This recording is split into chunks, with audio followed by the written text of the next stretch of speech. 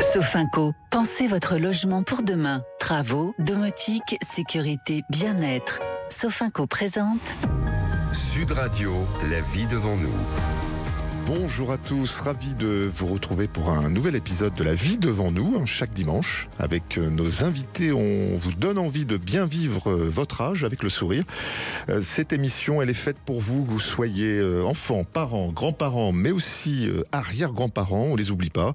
Alors ici, on partage des histoires de vie, des témoignages, et puis des conseils concrets pour mieux vivre ensemble à tous les âges de la vie. Et on va en parler justement aujourd'hui, comment rester connecté avec ses proches à l'heure où les technologies évoluent très vite. Justement, on va changer très vite de la 2G pour des millions de Français. Je crois que c'est plus d'1 million de Français, notamment les seniors. Et puis une autre question, encore trop souvent tabou, peut-on aimer, désirer et vivre pleinement sa sexualité après 60 ans? Voilà des sujets essentiels que nous allons aborder avec nos invités. Si rester connecté devenait un enjeu essentiel pour bien vieillir. Sud Radio, la vie devant nous. Nous recevons Valérie Olek, qui est directrice commerciale Europe du Sud chez Doro, qui est un spécialiste des téléphones pour seniors. Alors, depuis le 31 mars, la 2G commence à disparaître. On l'apprend concrètement. Qu'est-ce que cela change pour les utilisateurs? Bonjour Valérie Olek. Oui, bonjour. Alors, on parle justement de plus de 2 millions de Français concernés. Alors, pourquoi les seniors sont-ils en première ligne? Est-ce qu'on peut peut-être rappeler cette histoire de 2G? Oui, écoutez, la 2G, c'est une fréquence qui est utilisée par les opérateurs et je pense qu'aujourd'hui, on ne veut pas parler forcément et sans faire une affaire de technicien. Ce dont on se parle aujourd'hui, c'est de la vie quotidienne de millions de gens qui va changer avec la fin de la 2G. Donc, effectivement, c'est beaucoup de seniors qui utilisent leur téléphone, souvent un téléphone à clapet depuis des années. Ils y sont attachés. D'ailleurs, ils ne se posent pas la question de savoir si c'est un 2G, mais ce produit, ils l'utilisent, ils le comprennent bien et ils n'ont surtout pas choisi de changer. Comment on sait que nous avons un téléphone 2G? C'est une question peut-être simple, mais voilà, nos auditeurs se disent tiens, comment c'est noté quelque part? C'est sur le téléphone lui-même? Alors ça peut être noté dans la notice.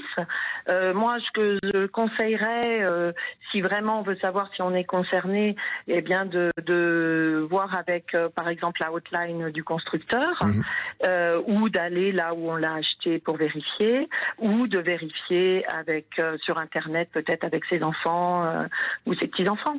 Alors, sur le terrain, qu'est-ce que vous observez aujourd'hui? Parce que ces personnes sont-elles contraintes vraiment de changer? C'est-à-dire que ça va être coupé et donc elles n'auront plus de téléphone? Alors, en tout cas, ce qui est sûr, c'est que, en fonction des zones qui sont, elles, décidées par les opérateurs, qui quand même prennent le soin, bien sûr, de prévenir leurs utilisateurs de la date à laquelle la 2G va être coupée. Mais oui, si on attend la dernière minute, du jour au lendemain, le téléphone va tout simplement cesser de capter. Donc, c'est pour ça qu'on a un pic de demande assez incroyable en ce moment, parce que le sujet, c'est maintenant. Il y a déjà des zones qui ont été débranchées, donc aux alentours de Biarritz, voilà, depuis le 31 mars. La semaine prochaine, 12 mai, eh bien c'est encore une zone un peu plus élargie du sud-ouest qui est concernée, et progressivement jusqu'à septembre et fin d'année, la 2G va progressivement s'arrêter. Bon, tout simplement. On parle quand même de 2 millions de Français, donc c'est essentiellement des seniors. Alors, on va être positif. Qu'est-ce que l'on peut faire enfin, en tout cas, je vais l'inverser la question. Qu'est-ce qu'on ne pouvait pas faire avec la 2G et que l'on va pouvoir faire? Je pense notamment peut-être à WhatsApp ou d'autres applications. Oui, tout à fait. Alors, en fait, la 2G, il faut savoir, ça ne servait qu'à la voix et aux SMS. Donc effectivement, avec la 4G, la 5G, etc., on peut faire beaucoup plus de choses. Notamment, vous citez la WhatsApp par exemple, mais effectivement faire partie de groupes familiaux, faire de la vidéo. Vraiment, les usages sont complètement démultipliés.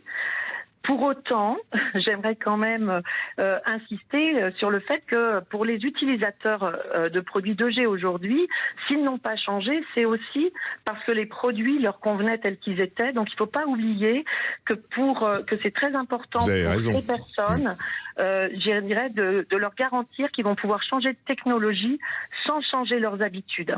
D'accord. Et voilà. Ceux pour qui le téléphone c'est un produit pour téléphoner, eh bien on aura des téléphones mobiles ultra simples avec souvent une touche SOS, etc. Mais je veux dire qui restent dans la continuité de l'usage qu'on avait avec son produit 2G. Très clair. Alors. Voilà. Et pour tous les autres qui ont envie de profiter du changement pour sauter le pas au smartphone, là effectivement, bien on pourra élargir les usages et avec un smartphone adapté, par exemple avec des grosses icônes ou un son puissant, de l'aide vocale, etc. On va pouvoir oser, j'allais dire, faire plus de choses avec son téléphone sans avoir peur de faire des bêtises. Donc ce que l'on peut dire aux Français qui sont concernés sur l'arrêt de la 2G, c'est une opportunité d'aller voir peut-être son distributeur de téléphone ou son opérateur, comme on dit, et puis demander conseil. Parlez-en en famille quand même, parce que attention aux abonnements et aux téléphones qui coûtent très cher. On en parle aux familles. Allez, c'est les aidants, c'est les enfants, les petits-enfants, parce qu'ils sont très connectés. Il y a des bons plans et on ne fait pas tout cela dans la précipitation, même si on va être coupé. Merci beaucoup Valérie Olek. Vous êtes, je vous rappelle, directrice commerciale Europe du Sud de chez Doro, spécialiste des téléphones pour seniors. C'est une très bonne information pour tous les auditeurs. Merci beaucoup. Alors, merci à vous. Je vous en prie. Alors, on reste connecté, justement, c'est essentiel, mais pour bien vivre, c'est aussi rester connecté à ses émotions, à ses envies, à sa vie affective. Et c'est précisément le sujet de notre grand invité. Sud Radio, la vie devant nous. Et si la sexualité ne disparaissait pas avec l'âge, mais au contraire, changeait simplement de forme. Alors on reçoit Céline Candillier, qui est psychiatre et sexologue, et Gérard Ribes, psychiatre, sexologue et gérontologue, justement, pour un livre qui s'appelle « Le sexe après 60 ans, ça s'apprend » aux éditions Solar. Bonjour à vous deux. Bonjour. Pour ce dimanche, midi, je trouve que c'est intéressant de Parlons Vrai, qui est quand même une caractéristique de Sud Radio. Alors pourquoi la sexualité des seniors reste-t-elle un tabou aussi fort aujourd'hui ? La sexualité des seniors aujourd'hui reste tabou, surtout parce que sociétalement c'est difficile d'imaginer des corps vieillissants et vieux avoir une relation et une intimité. Et tout ça, ça vient d'il y a très longtemps, depuis l'Antiquité gréco-romaine, la religion aussi chrétienne et catholique a amené ça, et encore plus tard dans les années 60, on avait encore ces images-là de pervers pépères, et donc sexualité vieillissante rime avec attention danger. Oui, actif, inactif, on sert à quelque chose à la société. Dès qu'on passe à la retraite, on ne sert plus à rien. En fait, le corps, donc on n'est plus désirable. Qu'est-ce qui change justement réellement dans la sexualité avec l'âge ? C'est un temps extrêmement intéressant parce qu'il y a un temps, on va dire, où la performance est en numéro 1. Ouais. Donc on essaye d'être le plus performant. Et puis dans un deuxième temps, c'est de plus présent. Plus présent à son corps, plus présent à la relation, plus présent à ce qui se passe. Donc, on peut dire que c'est une sexualité qui est peut-être plus intéressante et plus intense que simplement la sexualité de la performance. Ouais, j'ajouterais moins génitale en fait. C'est l'ensemble du corps en fait qui peut donner du plaisir, et on peut mettre à distance en fait d'uniquement la génitalité. D'accord, donc c'est philosophique là. Alors, quelles sont les principales idées reçues justement que vous combattez dans ce livre ? La première idée reçue, c'est qu'on est vivant jusqu'à la fin de ses jours. Moi, j'ai eu des patients qui sont venus me voir pour leur sexualité qui avaient dépassé les 90 ans. Donc voilà, ils étaient encore dans quelque chose où leur corps était important, la relation à l'autre était importante. Donc ça, c'est l'élément essentiel. Et parce qu'il y a quand même quelque chose qui est assez présent encore dans notre société, c'est que à un certain âge, on est réduit à des fonctions. On est grand-père, grand-mère, voilà. Mais l'idée qu'on peut être quelqu'un de désirant, désirable, qui a envie de vivre sa vie pleinement, c'est encore un peu compliqué. On peut continuer à être curieux de la sexualité à tout âge et tout essayer et tout découvrir. Oui, alors surtout qu'on prend 30 ans de longévité en fait en un siècle, donc c'est pas neutre. Et alors, justement, est-ce que parler de sexualité après 60 ans, c'est aussi parler de dignité, de liberté? Ah oui, effectivement, s'autoriser. C'est-à-dire de passer, parce qu'il y a beaucoup d'autocensure quand même aujourd'hui, et passer de la honte, qui est une émotion sociale, à se réapproprier son corps et à pouvoir redécouvrir ou découvrir de nouvelles choses et redécouvrir même l'orgasme, parce que on peut redécouvrir l'orgasme à 60 ans, à 70 ans, à 80 ans, il faut pas hésiter. Alors, est-ce que pour vous, justement, notre société a tendance à désérotiser, je vais y arriver, les personnes âgées? Oui, même un peu infantilisé, je dirais. On n'imagine pas, en fait. Il y a quelque chose qui est... Un érotisme... Voilà, qui est infantilisant. Et puis il y a quelque chose, même si les choses évoluent très très vite grâce, je dirais, à l'arrivée des baby-boomers, mais quelque chose qui reste un peu anormal encore sur une sexualité quand on a 70, 80 ans, comme étant quelque chose, oui, de pathologique. Alors que ce n'est pas du tout pathologique, c'est de la vie. C'est resté vraiment dans la vie. Et c'est une composante qui doit pouvoir être présente, en tout cas pour les gens pour qui c'est important, jusqu'au bout de leur existence. Bon, finalement, en fait, parler de sexualité, c'est aussi parler de santé, de qualité de vie. Restez avec nous sur Sud Radio. On revient tout de suite. On va vous parler justement, peut-être un peu plus de santé et d'équilibre. Oui, absolument. Sofinco, pensez votre logement pour demain. Travaux, domotique, sécurité, bien-être. Sofinco présente... Sud Radio, la vie devant nous. Et bien, de retour sur Sud Radio, vous êtes dans la vie devant nous. Votre émission qui casse les clichés sur les seniors, mais pas que.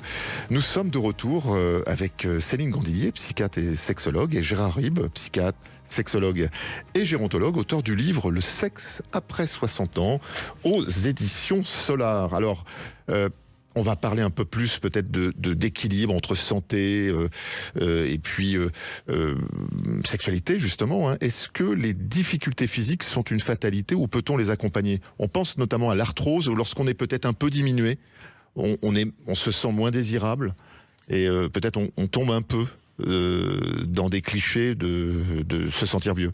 Alors, se sentir vieux, son corps vieillit, il y a des choses effectivement qui apparaissent, mais bien évidemment qu'on peut s'adapter et qu'on peut adapter sa sexualité, que ce soit de l'arthrose, que ce soit un problème cardiaque, un AVC, on peut réapprendre à avoir une sexualité différente. Peut-être qu'il faut un coussin, peut-être que si on a des douleurs, on a des relations lorsque les médicaments le font le plus effet. Enfin, il y a plein d'astuces et de petits trucs pour continuer à avoir une sexualité épanouissante. Ce qu'il faut, c'est pouvoir communiquer avec son partenaire, pour commencer.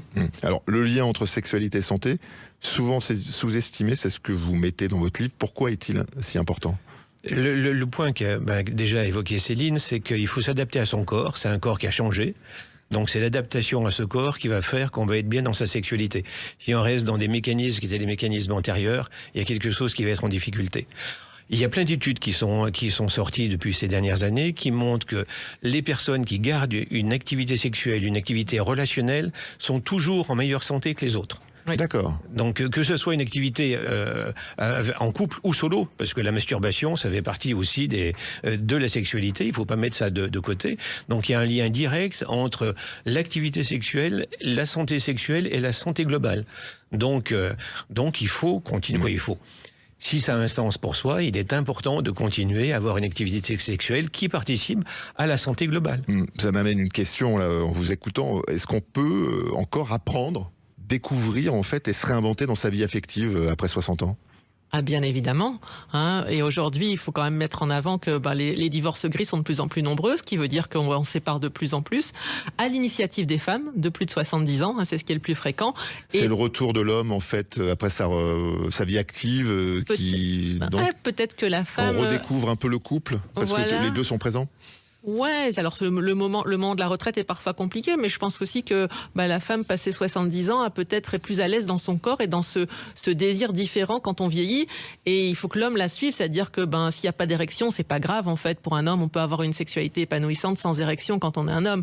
Et ça, il faut l'intégrer chez l'homme. Et la femme a plus de facilité en fait à se dire on peut faire autrement, ok, il n'y a pas forcément besoin de la pénétration, ça me va. Et si le conjoint, il n'est pas apte à faire ce chemin-là avec elle, parfois c'est compliqué. Ouais. Alors justement, le message à celles et ceux qui pensent que tout cela est derrière eux, vous voyez, parce que on parle un peu presque pour les hommes peut-être d'amputation, ou en tout cas d'être un demi-homme, ou pour les femmes d'avoir mis de côté depuis très longtemps cette notion de désir ou d'acte en tout cas.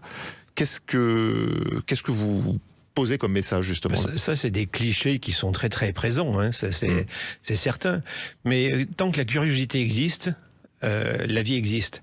Donc, c'est comment les gens vont rester curieux pour découvrir d'autres choses. On l'a déjà évoqué, et c'est dans cette manière de découvrir d'autres choses qu'ils vont construire de nouvelles manières d'avoir une sexualité, de nouvelles manières d'avoir une intimité, parce que ça parle vraiment de l'intimité, de la relation à l'autre.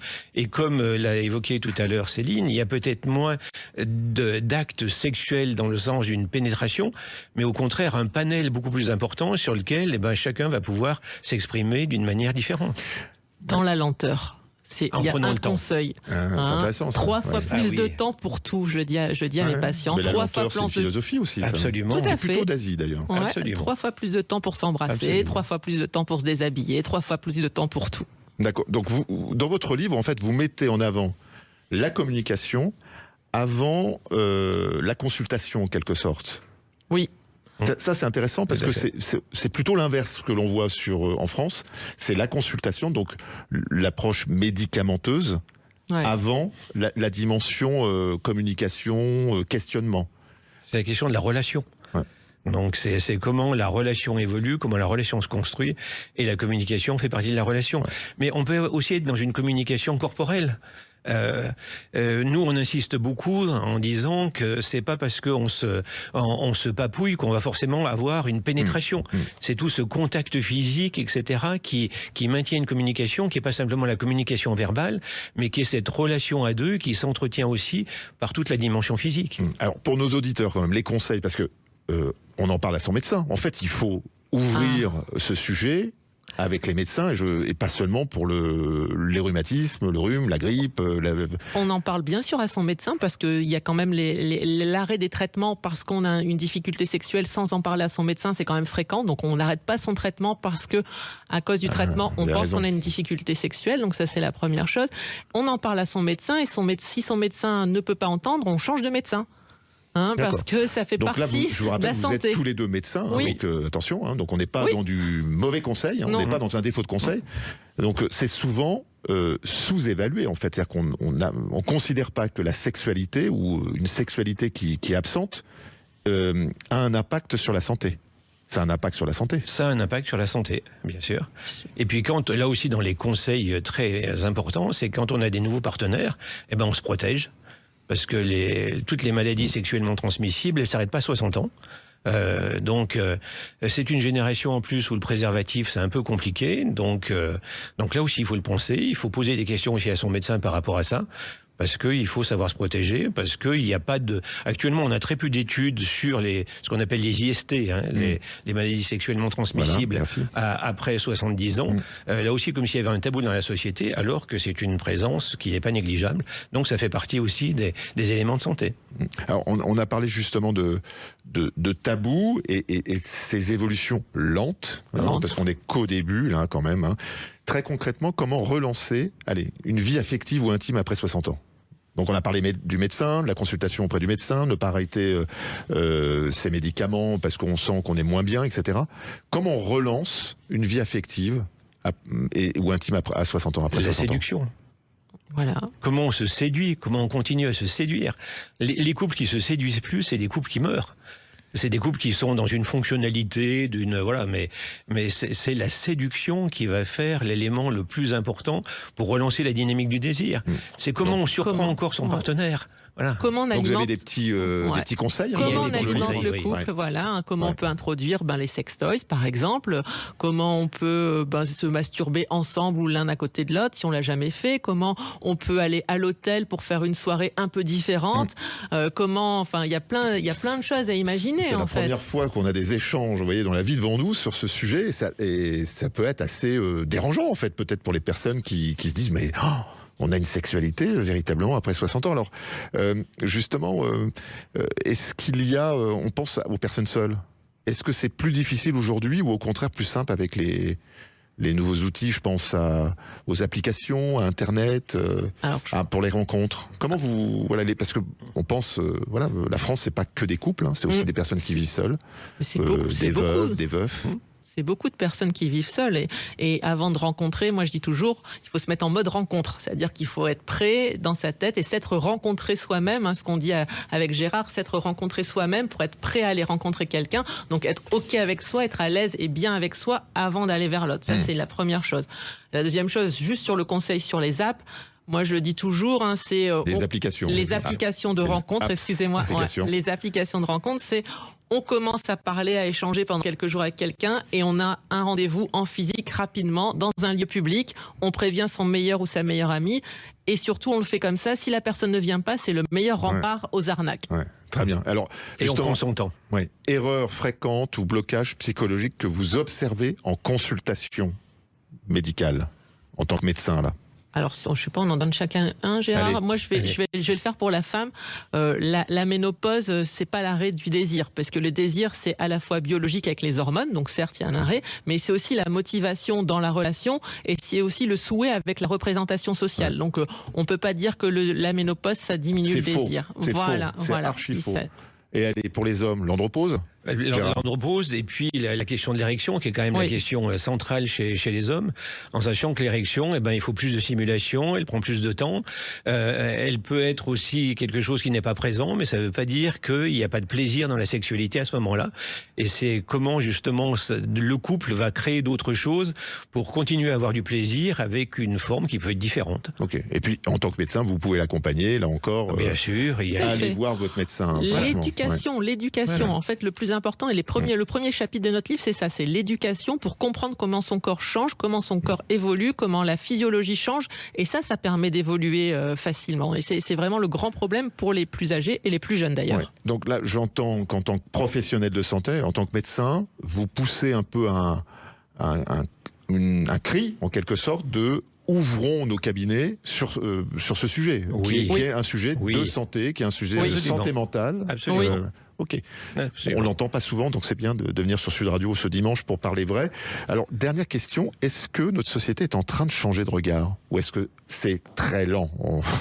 On a parlé de cette...